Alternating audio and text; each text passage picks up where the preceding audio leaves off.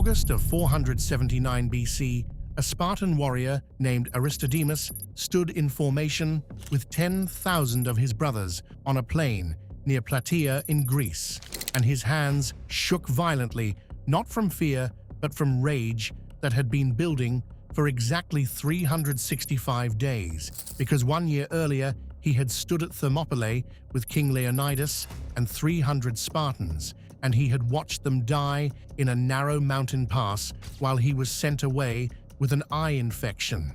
And for an entire year, his countrymen had whispered that he was a coward, that he had run while better men bled, and they called him a disgrace to Sparta in a way that no physical wound could match. Across the plain before him, 120,000 Persian soldiers waited in formation under the command of the general Mardonius, and the Persian commander believed that Thermopylae had proven the superiority of the Persian Empire, that the death of 300 Spartans had broken the spirit of Greece, that the burning of Athens and the humiliation of the Greek people meant that resistance was finished, and Persia would rule the Mediterranean forever.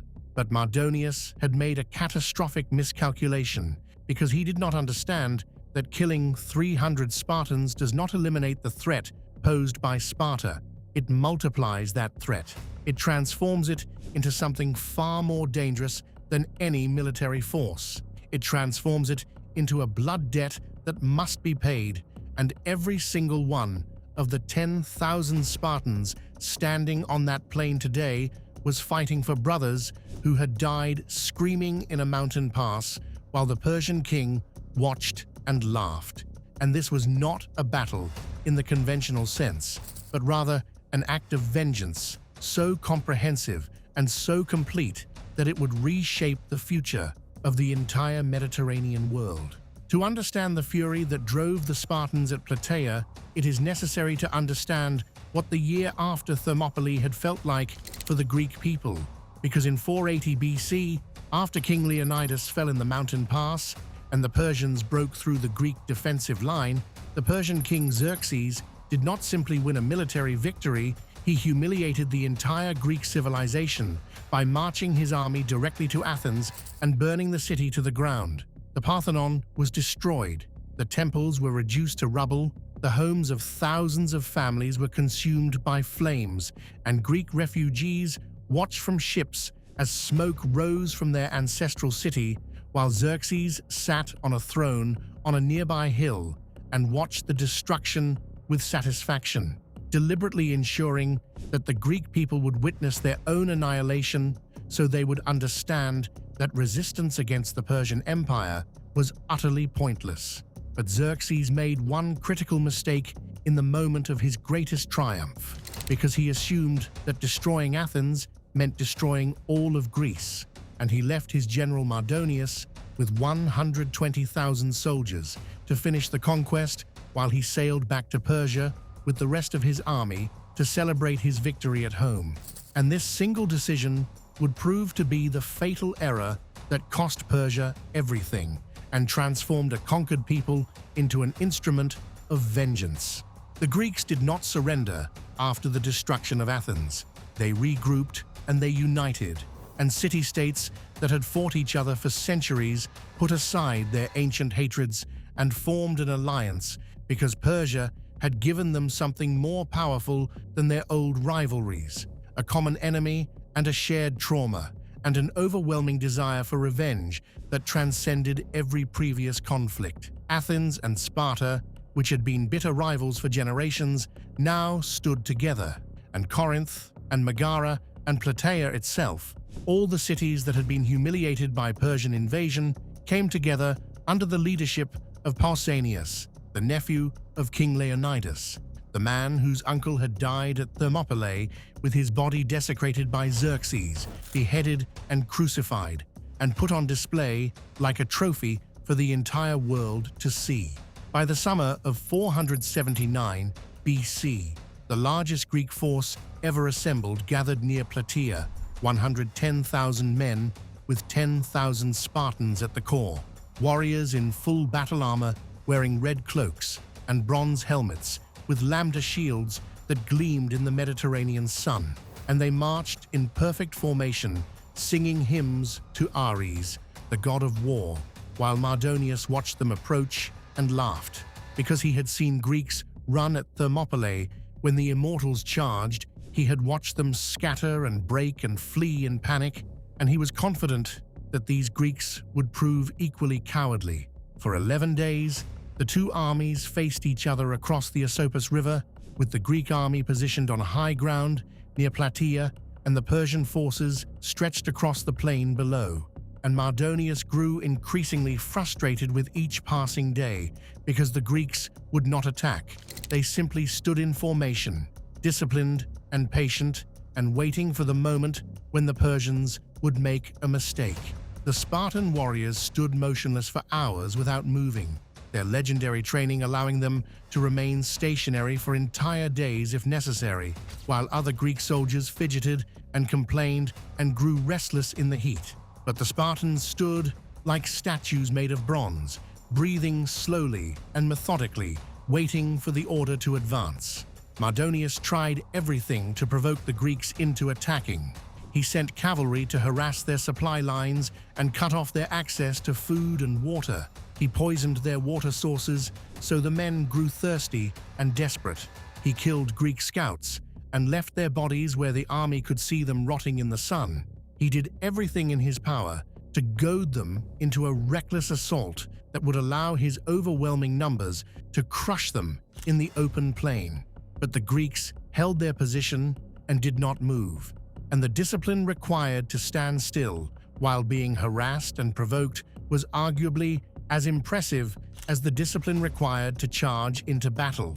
And on the 11th night, Mardonius grew so frustrated and so impatient that he decided to force the issue by sending his cavalry to attack the Greek position at dawn, planning to drive them into open ground where his massive army could surround and annihilate them. But Pausanias saw the trap coming, and before dawn, on the 12th day, he ordered a tactical retreat, a controlled withdrawal to new defensive positions closer to Plataea.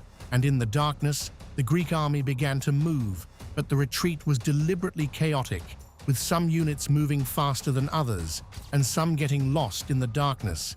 And by sunrise, the Greek formation was scattered across the plain in what appeared to be a disorganized mob of soldiers, stumbling helplessly toward Plataea. Mardonius saw what he believed was his opportunity. He saw the Greeks fleeing in disorder, and he ordered a full attack with 120,000 Persian soldiers charging across the plain toward the Greeks, and the Greek center and left wing did indeed run. They fled toward Plataea in apparent panic, and Mardonius grinned because this looked exactly like Thermopylae all over again, Greeks breaking under Persian pressure and running for their lives. He focused his entire assault on the fleeing troops, committing his best units to the pursuit, driving deeper into the retreating Greek army. But in his eagerness to crush what appeared to be a fleeing mob, he forgot about the Spartans. The 10,000 Spartans on the Greek right wing had not moved at all. They stood in formation on a low ridge called the island, shields locked together, spears ready, waiting patiently, while the rest of the Greek army pulled Mardonius's forces out of position and away from their location. And Mardonius realized his mistake too late, because the Greeks who were running toward Plataea were not fleeing in panic, but were pulling his army out of formation, drawing his soldiers in every direction across the plain. And now his forces were completely committed and strung out with no defensive formation and no way to retreat. The Persian cavalry reached the Spartan position first, 5,000 horsemen in scale armor, carrying composite bows and curved swords, warriors who had broken Greek infantry a dozen times before, and they charged directly at the Spartan line with arrows falling like rain on the shields, and then they wheeled their horses and charged again, firing at close range. The Spartans did not move, did not flinch, did not break formation, and men fell with arrows through their throats and faces and through gaps in their armor. But when a man fell, the warrior beside him stepped forward to fill the gap, and the line never broke. The Persian cavalry commander, a noble warrior named Mecisteus, led the next charge personally, his horse massive and armored crashing directly into the Spartan front line, and spears flashed in the sunlight, and the horse screamed and fell to the ground, throwing Mecisteus onto the earth in his full armor. And the Persian commander tried to stand, but 50 Spartans surrounded him immediately. Mecisteus was wearing a golden cuirass under his robes, and Spartan spear points could not penetrate the golden armor, so the Spartans stopped aiming for his chest, and one warrior dropped to the ground and drove his spear upward through the eye hole in Mecisteus's helmet, and the Persian cavalry commander died on his knees in the mud, choking on his own blood, while Spartans stood over him in silence. When the Persian cavalry saw their commander fall, they pulled back and circled at a distance, waiting for the infantry to arrive. And then Mardonius appeared with the immortals, the elite warriors of Persia, the 10,000 men, so named because whenever one fell, another immediately took his place. Warriors who were supposedly invincible because their ranks never diminished and their reputation for brutality had broken many armies. Mardonius gave the order, and the immortals advanced across the plain toward the Spartan line. They carried wicker shields that were lighter than bronze but far less durable, and shorter spears than the Greeks possessed. They wore scale armor that provided good protection but was not as effective as the bronze cuirasses of Spartan warriors. They moved quickly in loose formation, relying on speed and numbers and reputation to overwhelm the enemy. But the Spartans locked their shields together with a sound like thunder, bronze overlapping bronze in a perfect geometric pattern, creating an unbroken wall 3 meters high that stretched across the plain, and behind the shields bristled spears like the spines of a massive beast waiting to strike. The immortals hit the shield wall at a run, and wicker shields shattered against Spartan bronze with a sound that echoed across the battlefield, and Persian spears that were shorter than Greek weapons could not reach the men standing protected behind the locked shields, but Spartan spears, 2 meters long and made of ash wood with iron tips, punched through Persian armor like it was cloth, piercing through scale and leather and flesh alike, and the front rank of immortals died in seconds with spear points driven through their chests and throats and faces. The second rank climbed over the bodies of the first rank and died just as quickly, impaled on the same spears or run through by fresh weapons from warriors standing in the second and third ranks behind the shield wall. And the third rank hesitated because they could clearly see the fate that awaited them.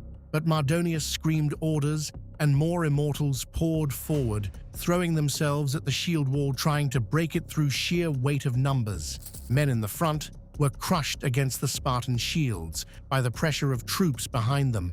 Their ribs cracked and their lungs collapsed, and they died standing up, held in place by the press of bodies around them.